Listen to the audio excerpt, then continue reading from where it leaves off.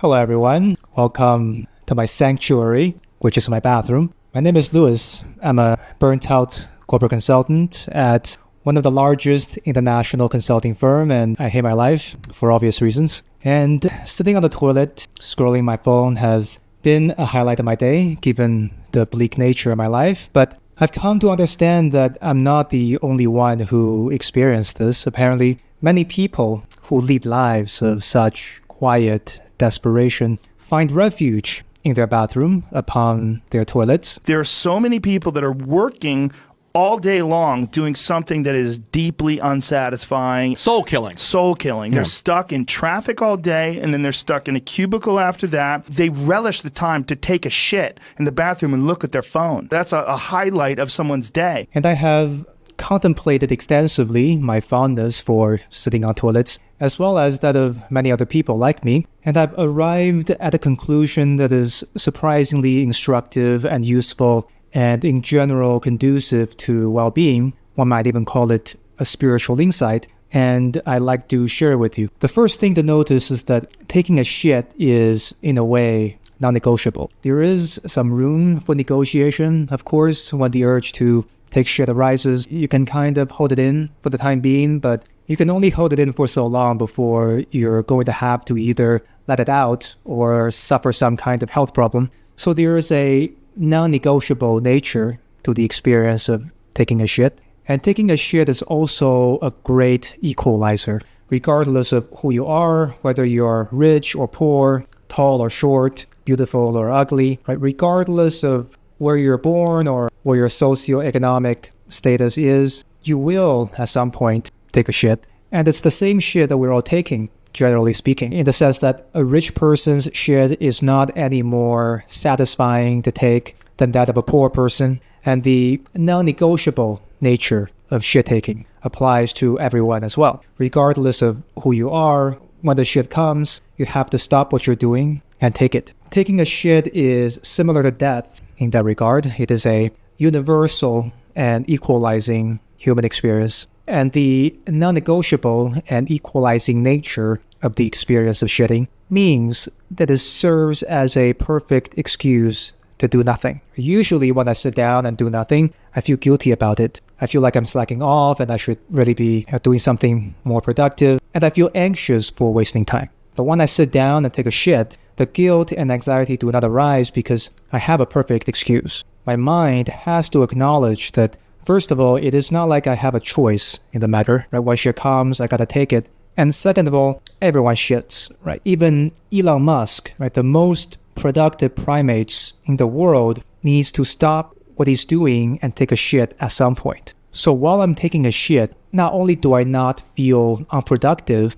for that brief moment of shitting, I get to feel as productive as the most productive primate in the world. So I get to enjoy doing nothing while not feeling any guilt or anxiety about it, which is why I, and I think many other people, have such fondness towards taking a shit. The interesting question, though, is why we experience guilt or anxiety about doing nothing in the first place. There does seem to be this imperative in modern society to constantly be doing something, right? If I have 20 minutes with nothing to do, that presents as a sort of emergency for many of us. And the emergency is not over until we figure out something to do to fill those 20 minutes. Right? To sit down and do nothing for those 20 minutes is unthinkable unless it is sitting on the toilet, of course. Now, this imperative to always be doing something is most likely a product of modern cultural conditioning. A lot of people in modern society define their self-worth with their level of perceived productivity. As a result, people experience a constant subconscious push to be more productive all the time. Regardless of its origin, this imperative to always be doing something is obviously irrational. In reality, nothing bad is going to happen if you do nothing for 20 minutes. Right? If you don't believe me, just try doing nothing, right, for 20 minutes and observe the world around you. It will probably look the same as 20 minutes before. So the sense that something bad will happen if you take a pause and do nothing for a bit is obviously illusory, and the fact that people around the world find themselves unable to relax unless they are sitting on a toilet is obviously ridiculous. But knowing all that presents an opportunity. If it is not already obvious, there is nothing inherently relaxing about sitting on a toilet. Depending on one's bowel movement, it might even be a stressful experience. The reason why people find sitting on toilets relaxing is simply because taking a shit provides an excuse to the mind to allow the individual to do nothing for a bit. And since we can logically recognize that this is an excuse and it is not needed, we can decide to bypass it and just start enjoying doing nothing whenever we feel like it, regardless of whether we are sitting on a toilet. What I'm talking about isn't easy to do, but once you learn to do it, it is surprisingly beneficial. So try this. Sit or stand somewhere that isn't your toilet and just do nothing. Don't listen to music. Don't think about your problems. Just let yourself be for a minute without forcing yourself to accomplish anything. Now, for many people, this can be an agonizing experience. For example, the first few times I tried this, the moment I stopped doing things, I experienced this rather profound irritation. It could be the guilt and anxiety for slacking off, or the incessant thoughts in my head where the absence of distraction becomes painfully unbearable, or I might just otherwise be bored. The experience that people can have here could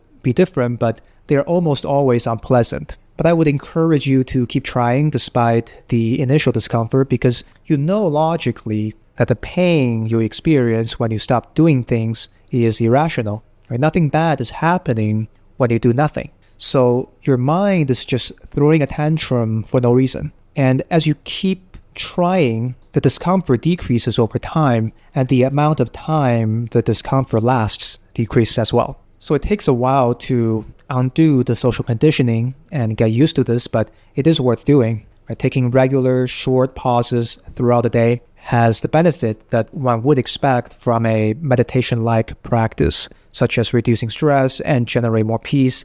But it is crucially different from meditation, because meditation is still a practice that the mind can conceptualize as an activity. The mind might not consider meditation as doing nothing, right? Rather, you could consider it as a productive, goal-oriented action that can be scheduled on a calendar. Like, I'm going to meditate for 20 minutes at 2:30 p.m. on a Tuesday. But doing nothing, on the other hand, means truly ceasing all activity without ulterior motives. It directly challenges the mind's constant imperative to always be doing something, because it is an absence of activity with no specific outcome in mind. And this crucial difference is what led to the most profound impact doing nothing has had in my life.